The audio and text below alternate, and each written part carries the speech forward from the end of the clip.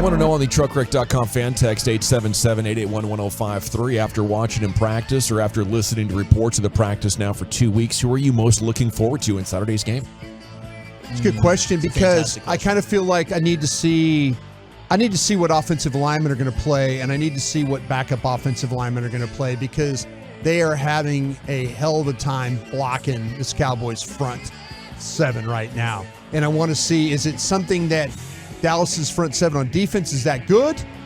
Yes. And the backup guys are going to be fine against Jacksonville's guys? Because that's the to me, that's the whole, how this season's going to go is about this offensive line. And if it's not, if they don't have capable starters or capable backups, this is going to be a very, very difficult year, I think, because that's where it's all going to start. Defense, I think, is going to be fine. I think the quarterback's going to be fine. Skill's going to be fine. I just don't know about this offensive line. And Doug Peterson has said the starters are going to play, Calvin Ridley included. Yeah. So you will get to see. I mean, I doubt Tyron Smith plays. Biadasz isn't playing. So Steele. You're going to have, we'll see about Steele. That'll be interesting. Yeah. We'll have predominantly a backup group of offensive linemen. They're going to get a test against Josh Allen, Trayvon Walker, some of the starters there for Jacksonville. We'll see how good they are. Oh, that's a great opportunity to evaluate against the starting defense. No a lot of these linemen. This is a great opportunity for them. Yeah, they have struggled. Like I said, there are plenty of practices where you're kind of like going, okay, that probably would have been a sack there, or they got that one off. Yeah. And they've created some good plays in the running game, especially when the ball's got to the perimeter a little bit. The crack toss stuff, they've looked pretty good. But, man, the pass protection at times has been very leaky. Very leaky. A lot of Deuce Vaughn coming in on the text already. Yeah, 214 just wants to see the running backs. 817 says the easy answer is Deuce, but my real answer is Tolbert plus Eric Scott Jr. And corner, yeah. And John Stevens intrigued. Oh, the tight end. Tight ends, yeah. I mean, those last 3 draft picks, to me, were studs at training camp when we were out there. I'm excited. I think Deuce Vaughn, for sure, that's going to be, he's the people's champ. Eric Scott's a fun one. He's had a really good camp. But Jalen Brooks from South Carolina, is he going to be that guy that just showed out on the Oxnard practice fields, or is he going to be able to move it and translate it into games? Because right now, I think he's made the team with the way he's been playing. It's between 5 and 6 who they're going to carry. They might have to. We talked to John Machota yesterday from The Athletic, and he kind of felt like they might go a little long or a little light at another position. I don't know. Where are you going to go light? So they're going to have some surplus in the secondary, I think, with these corners. I am. I'm looking forward to Cooper Rush, and I don't think the starting offensive line is going to be there. But how much can he execute? Jerry Jones yesterday saying really pleased with how number 10's playing.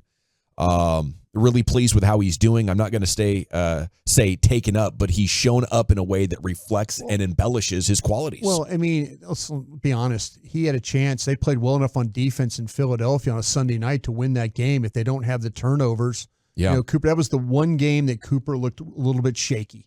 And, ultimately they got beat. But for him to go 4-1, you ought to be kissing his rear for him the way he was able to kind of hold the season together. When Dak went down in week 1, we all were thinking, okay, this thing's looking at 1-5 or 0-6, something like that, and it didn't play out that way. Hoping to salvage a win out of that and remain in playoff hopes.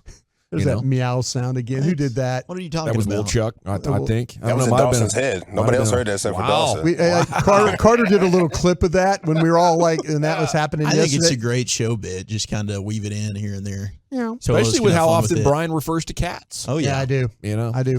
Do we have a likely breakout player in DeMarvion Overshown? Are we going to have to wait till year 2 for this?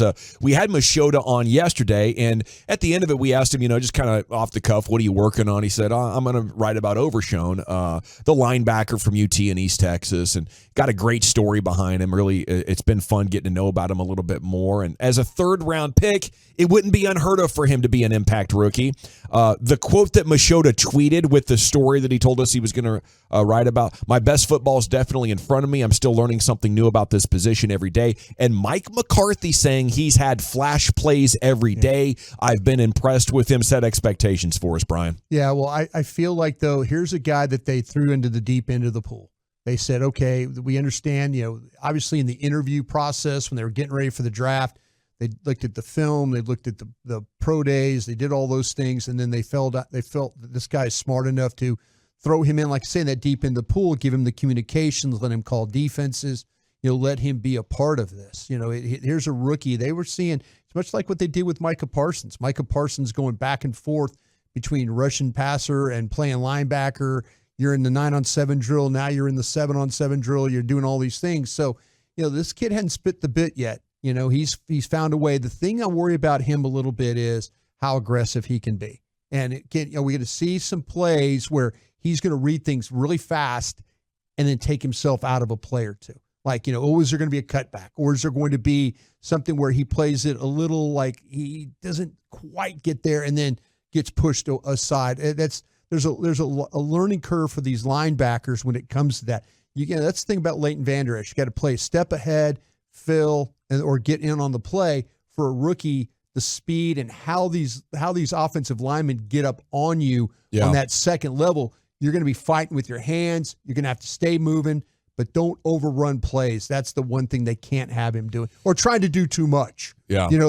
They always talk about that. Hey, just make sure you do your job. Mm-hmm. Do your job first, and then everything will take care of itself. I don't think football players get enough credit for how difficult that is to work through that trash. Oh my gosh, yes. The linebackers to protect yourself and to find the ball and find an angle to the ball. I mean, that's why we talk about that offense and wanting to run the mesh underneath, the combinations, the drags, the natural picks, because it's so hard for these nickel DBs, for these linebackers to find a way to maneuver around all the bodies. I mean, naturally they're going to collision, and then boom, somebody's running free.